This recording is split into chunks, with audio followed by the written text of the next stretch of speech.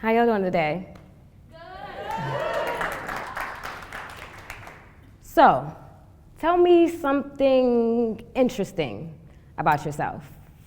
People usually tend to kind of hate that question, myself included, but we usually hate the question because it forces us to ask ourselves a series of questions that then sends us into an existential crisis of wondering, who am I? And the truth is, half the time, we don't really know the answer. Our introduction to social constructs precedes our introduction to everything, to our parents, to ourselves, to the world as a whole. What is a social construct? Useless, but by definition, it is an idea created and accepted by society. Now, these ideas go on to create societal roles, expectations, and systems of oppression. The first societal construct that we're all thrusted into makes its introduction before we're even born. It is the reason for the first of many performative acts attached to an unborn child. This is where the parents are expected to broadcast the social value of the child. I don't really know, but what I do know is that there's almost always meatballs involved somewhere along the lines, which is my favorite part. But on a serious note, gender and gender performance is the first societal box placed upon us. And as a result of these normalized actions, we tend to become individuals twisted and shoved into a box of societal expectations, rather than molded by our own individual morals, values, and beliefs. Nevertheless, after the gender reveal comes the baby shower. Then, because of the gender that was assigned to the child, the parents are presented with specific gifts, specific clothes, even in specific colors, due to the gender assigned. Notice how I keep saying assigned to the child. And yes, I know that there are two commonly referred to sexes assigned to at birth, but I also know that I don't have to have a medical degree to know that biological sex does not equal gender. And gender identity, just like all constructs, operates on a spectrum. Thanks, Bill Nye. Either way, my point being, the child isn't here, yet everything down to the clothes that they will wear have already been decided. And this will essentially be their introduction to life and understanding the world. So by the time that we gain the ability of language, emotion, and comprehension, it is already unconsciously embedded in us that we must meet an expectation set not only by our loved ones before our arrival, but now ourselves. As someone that grew up being labeled as a woman, I knew early on that I didn't really fit that box. I began to realize that the norms for women weren't my norms at all. My voice was a bit deeper than women, especially girls my age. I was hairier, I had more masculine features, and I didn't really gravitate to the girly things, especially with being a Black woman and the sense of community that provides. Even still, I never felt the way I saw the little girls and women feel around me about their womanhood. I always felt a disconnect, like something was missing. But I tried to fit the box that I was told belonged to me, so I tried to be my idea of a woman. And since my idea of womanhood at that time was hyperfemininity, I made my favorite color pink, started to wear dresses and skirts, and I did all of these things to try to convince others and myself that I was a woman. I tried to fit this role for so long until I recognized I had never auditioned for this part in the first place. It was nothing wrong with the idea of being a woman, or even my idea of being a woman. It was the way that society taught me to internalize gender and the pressure that that created that was making this so difficult. Now, these feelings of not feeling feminine enough were always internal, never something I shared aloud or said with my friends. It was just my personal truth. And even though it was my personal truth, I knew it made me different. I actually never really cared about being different. But that was until middle school. And as we all know, middle school is hell. And if you didn't think middle school was hell, then you were the bully. This was a very transformative time in my life, the first of many to come. However, it was the first time in my life that I was very vividly aware of everything that made me different. And for the first time in my life, I hated myself. As I mentioned before, I never really cared about being different, as I've carried the black sheep trope in my family from a young age, so the feeling of being othered was one I was all too familiar with. But this time was different. It got to a point where everybody was calling me Leroy, and all of a sudden, this womanhood that I had worked so hard to keep intact was crumbling before my eyes. I remember after that year just hating, loathing, anything about myself that wasn't womanly or inherently feminine. It wasn't until high school when my best friend Octavia came out as non-binary, and in the same breath both allowed and asked me to question my own gender that I realized that it was a possibility for me too. I mean, we had had conversations in the past about gender and gender expression, but her coming out kinda opened the lid to my box. Remember the gender spectrum that I mentioned earlier? Well, non-binary means that you see yourself in the middle of that spectrum, or you're like myself and you said fuck the spectrum as a whole.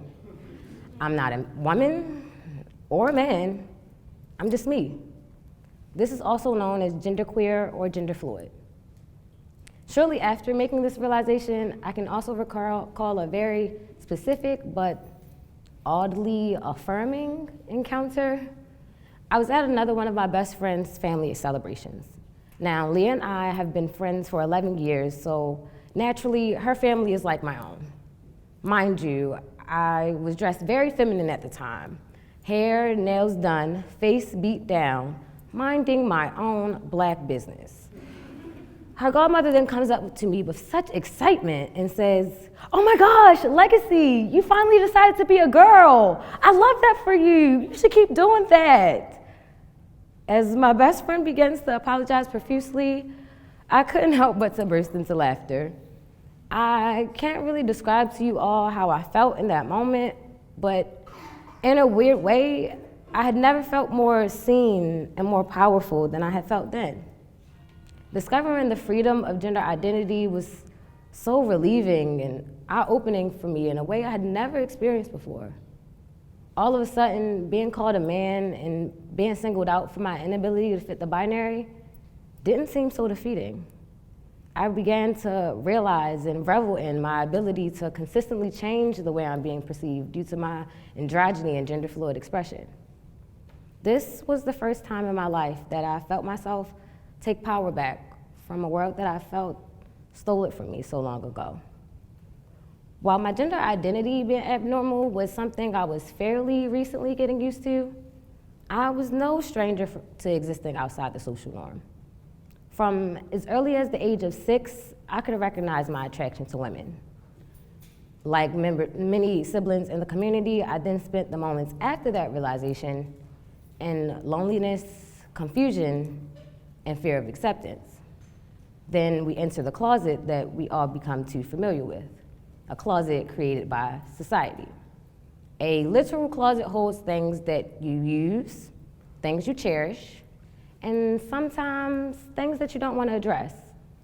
All too often, this is also the sequence of events a queer person is forced to experience by their loved ones.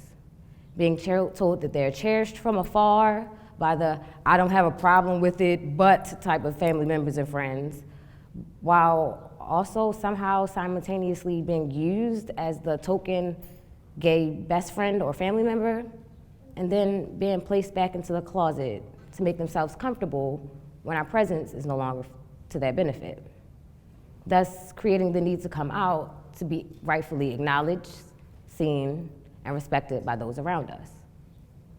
Now, when it comes to my journey of sexual orientation, I initially identified as bisexual.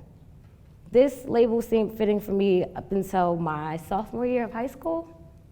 From then until about a year after my graduation from high school, I identified as a lesbian.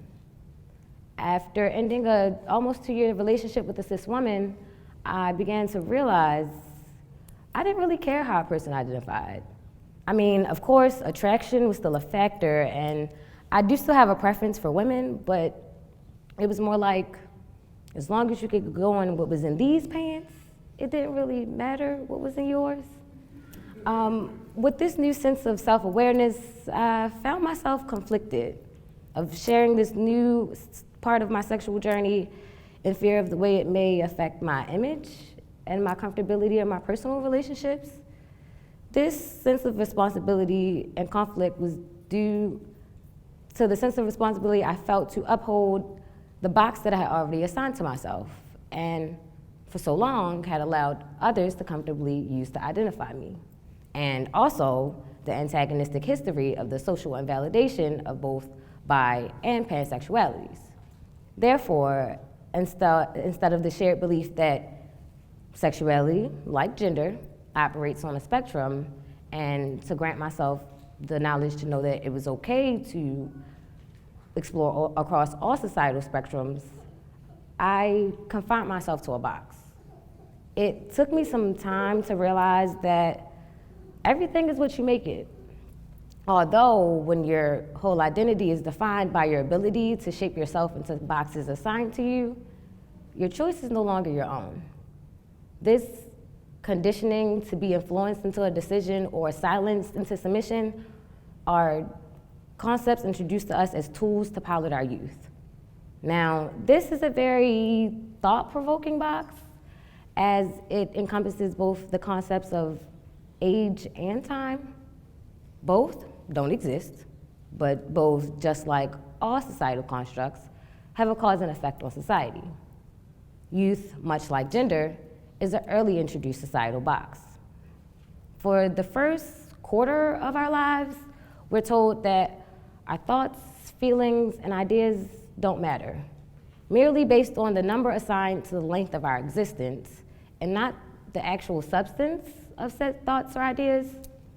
So by the time any youth reaches 10 or 11, it is already very much instilled in them that their voice as a young person holds no value. Whether this is instilled at home or other external sources, we are continuously robbing children and young adults of their seats at the table in preparation of their future, and of their autonomy to rightfully envision, write, and share their own stories, based solely on the notion of age legitimacy. Having to raise myself at 14, I realized at an early age that responsibility wasn't placed based on age, but based on circumstance. So regardless of what I was led to believe, age had nothing to do with the person's level of wisdom, experience, or comprehension. As a Black queer femme, the responsibility placed on me by both society and familial circumstances didn't feel childlike at all. But as an unemancipated adult, unemancipated individual under the age of 18, I had no real say in any aspect of my life in the eyes of this country. This was a difficult place for me to be, both literally and mentally, because once you learn to question yourself, you learn to question everything. And I had been questioning for as long as I could remember. It was at my high school alma mater, Baltimore City College, that I was able to truly find and develop my voice. My freshman year started 17 days after 18-year-old Michael Brown was unjustly shot and killed in a neighborhood in Ferguson, Missouri. I remember after the story broke, the discussions, conversations, and debates that followed the killing and the shift of the climate nationally. Eventually, the national climate and its impact made its way into the halls of my school, and it took form in a day-long protest consisting of a school-wide walkout, march, and community talkback. I didn't know it at the time, but this was a student-organized event. The day ended with all of us in the auditorium voicing our experiences as youth, specifically Black youth, a space created for youth, by youth, a space to not only feel seen, but heard.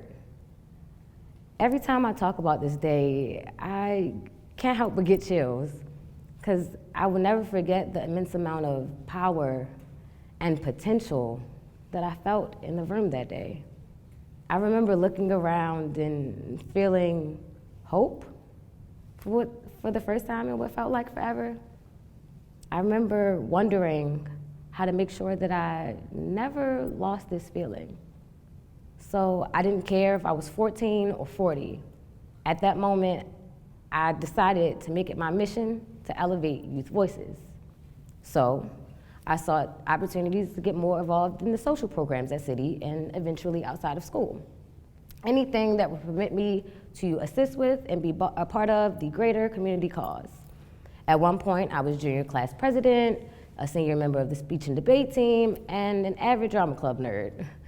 I was then given a leadership role in the grassroots organization created at the school called City Block. Following that, I then assisted in the creation of our Latina community initiative called Somos.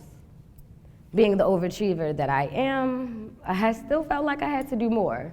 So I ventured from outside of the walls of Baltimore City College and into the streets of Baltimore City, actively looking for any way to be of service to my community.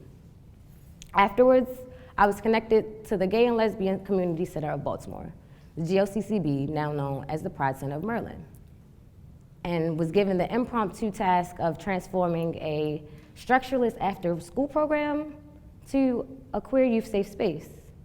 And slowly but surely, the first organization that I found, Youth Against Oppression, came to be. I was later presented with the opportunity to act as co-chair for the development of Baltimore's first youth pride for those under 21. After the Baltimore uprisings occurred as the result of the murder of 25-year-old Baltimore native Freddie Gray, an HBO documentary was created regarding the events, with the leader of City Block being featured in the film and my past role that I played in the organization. I was asked to facilitate workshops across the city to high schoolers to teach them the importance of their voice and different ways to utilize it. This work fed and still feeds my soul in ways that I wouldn't change for the world. I was active essentially until my graduation from high school in 2017. Some things didn't go as planned, and life was hitting me in a way that required me to completely withdraw from my community and my ability to stand up and fight for them. Then the year 2020 turned the world upside down. Unemployment, homelessness, and genuine fears of unsafety consumed the majority of this country when faced with the COVID-19 pandemic. I was then approached with an idea and request from a sibling in community with the idea to assist her in the creation of a organization focused on Black queer youth and providing them with community resources and space. I was on board after hearing Black and queer, so we got to work. We orchestrated our first event as the Baltimore Youth Coalition, and after some brainstorming, Be More Black was born. Now, we exist in the community as both the queer sibling you wanted and needed growing up. We teach, show, and support the idea of unapologetically standing in your truth and how that makes our existence as trans people unconsciously revolutionary. This creation of platform for youth voice is what inspires me to continue to do what I do every day. Knowing that I'm providing space, community, resources, and safety in a way that my community was lacking is indescribable. This organization and its resources provide young people with the ability to identify and understand their queer identities and to learn to combat any weapon or legislation of ignorance formed against them. Before I leave you all today, I want you to remember this. Instead of trying to subscribe to the labels and boxes created by a random group of people to try to make sense of the world, build your own box. Make your own meaning of what it means to be, to experience life. Your box could be a circle, a castle, or a crate. It can be rainbow, monochrome, polka dotted, striped. It can be everything and nothing. And it doesn't have to make sense to exist. Your box is you, and all aspects of what makes you, you. Redefinition and rebirth are the most beautiful phases of evolution. Never deny yourself access to that opportunity. Thank y'all.